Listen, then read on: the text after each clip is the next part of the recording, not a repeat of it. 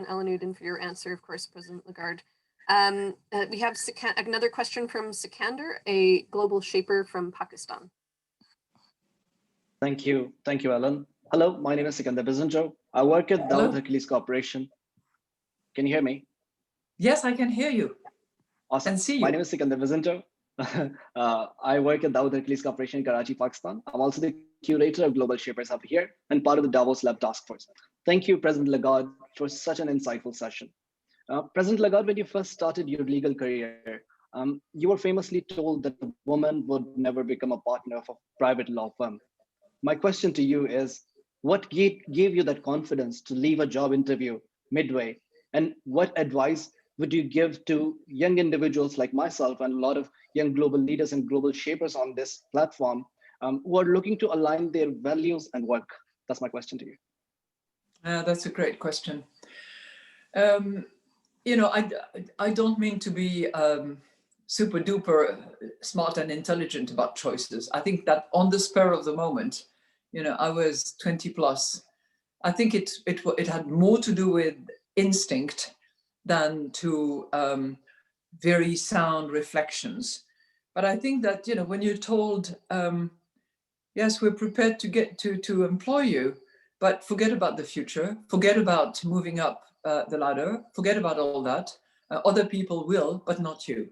And I think that instinctively, I responded, no, this is not for me. This is not the world I want to be in.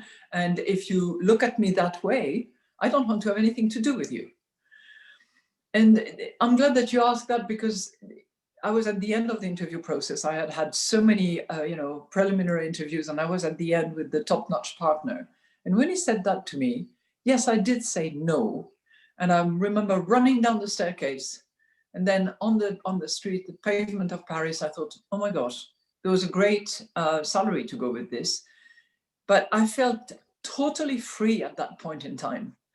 And I think that the freedom to say yes has a price.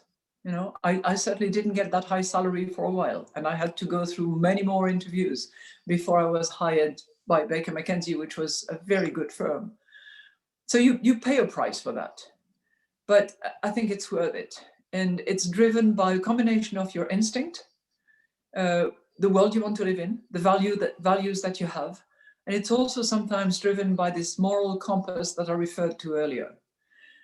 There were other occasions in my life when I said no. And certainly as a lawyer, you are sometimes presented with dubious cases. And you look at them and you see that the things that were done that you simply do not want to be associated with, even as a defense lawyer. And I was never a criminal lawyer. I was always, you know, a corporate lawyer. But I saw occasions where I thought, no, I don't want to defend those people. They don't align at all with the values that I have. Now, again, you pay a price when you say no to a financial opportunity, because any new client, when you work in a big law firm, is an opportunity for fees, for profits, for participation at the end of the year, for bonuses or whatever. But there are moments in your life and you feel proud of it afterwards. You look back and say, yes, it was the right decision.